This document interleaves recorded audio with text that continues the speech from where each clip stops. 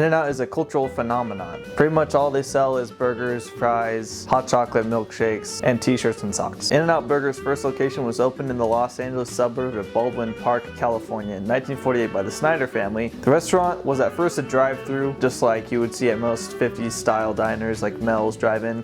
And it was a hamburger stand in California, allowing people to place orders through a two-way speaker system. This was actually a new idea, since post-World War II California, car hops were used to take orders and serve food, but people at In-N-Out were using speakers through boxes like we do at Taco Bell today. Only until 1951 was a second In-N-Out location opened in Covina, California, west of the intersection of Grand Avenue and Arrow Highway. In 1976, 24-year-old Rich Snyder became the company president until his father's death.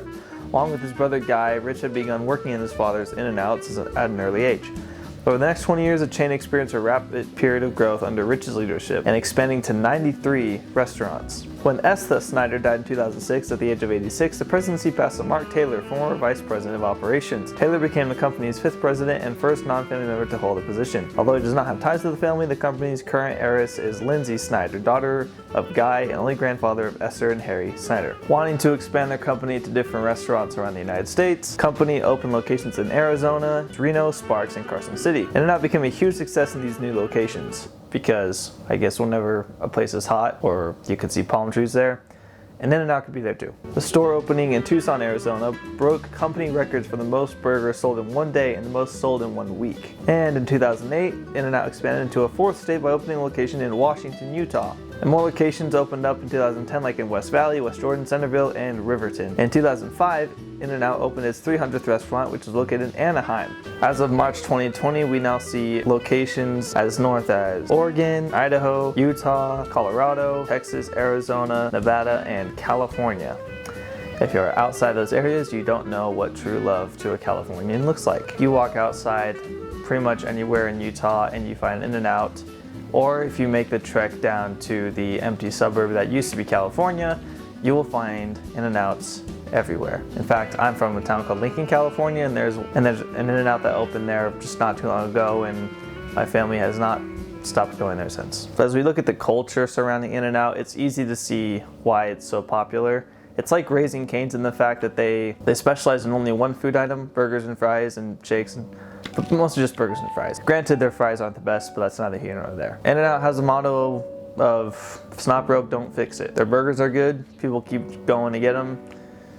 There's not really any changes that go throughout the year, and their prices aren't that bad. I think what really separates In-N-Out in terms of culture and how people view it is in comparison with other restaurants like Five Guys, The Habit, or Red Robin. These are all restaurants with varying degrees of success and wealth, but they all have one thing in common. They seem to specialize in burgers and fries. One thing that In-N-Out seems to have on top of all these guys is the retro nostalgic feel. Although it's not a diner style anymore where you can order outside, you still have to do a drive-through.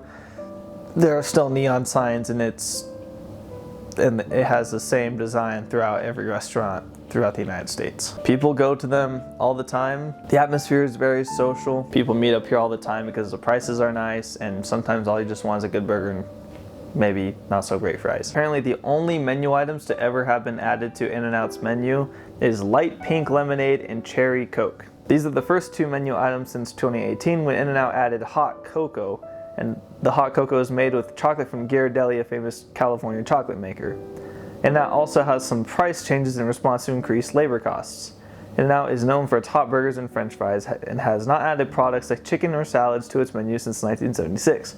The chain has also never changed its preparation methods. The consensus about In-N-Out's popularity is due to its reputation for consistently high quality, fresh ingredients, a simple menu focused on burgers, fries, and shakes, and a strong cult following. I have to say, in all the times that I've either gone through the drive-thru or ordered inside the store, I've never gotten a cold burger. Maybe cold fries, but never a cold burger. Another side to the In-N-Out Burgers menu is its secret menu, which YouTube has allowed everyone to know about.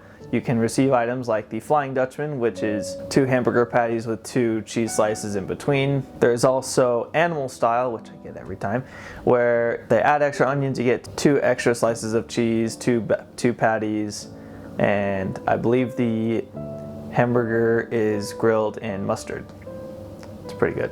If you were to ask a Californian why they love In-N-Out so much, I think it's just because it's a staple of California. It's where it started, it's where the most restaurants are, but I think it also has to do with like the fact that it's not expensive. It's basically it's like that phenomenon when rich people take a public good and overuse it to make it look like it's only a rich people thing. Well, that's In-N-Out, but it's everywhere now. You can go to In-N-Out with your friends all the time and they'll probably say yes because they can either get just a side of fries, a milkshake, or just a burger, and it's usually not that expensive. I also have to say In-N-Out's name, referencing to the fact that they have quick service, honestly kind of delivers. They've always been known for having quick output for their customers, and they always seem to deliver very quick, and that's something that's very attractive to a very impatient population. What makes the company unique is, I think, just their whole business motto of never changing, basically, since they were founded. The founders clearly had a vision to just be a very quick, cheap, but quality restaurant for anyone. The nostalgia factor came later, but the nostalgia definitely adds to the overall experience of going to In-N-Out. It's something that everyone can appreciate. The other aspect that makes In-N-Out so unique is the fact that they don't give in to fads or try to change the menu for a certain season or what have you. The closest this has ever come is decorating their cups around Christmas time, and that's about it. In-N-Out just always seems to know what audiences have liked, and maybe in the past they've thought about changing menu items, but honestly, all people really want is just a good burger now and again, and In-N-Out can deliver that. Suggestions I would make to the company is not to completely throw the idea of adding a menu item out of the water. This will take some time to see if it would be truly efficient and beneficial to the company, but I look at other restaurants like Raising Cane's, who also have an unchanging menu and a big cult following, and seeing if sticking to a certain menu loses popularity in the next few decades. But honestly, they've been so successful up to this point, I don't know if they'd need to. And honestly, the way they treat their employees is very good.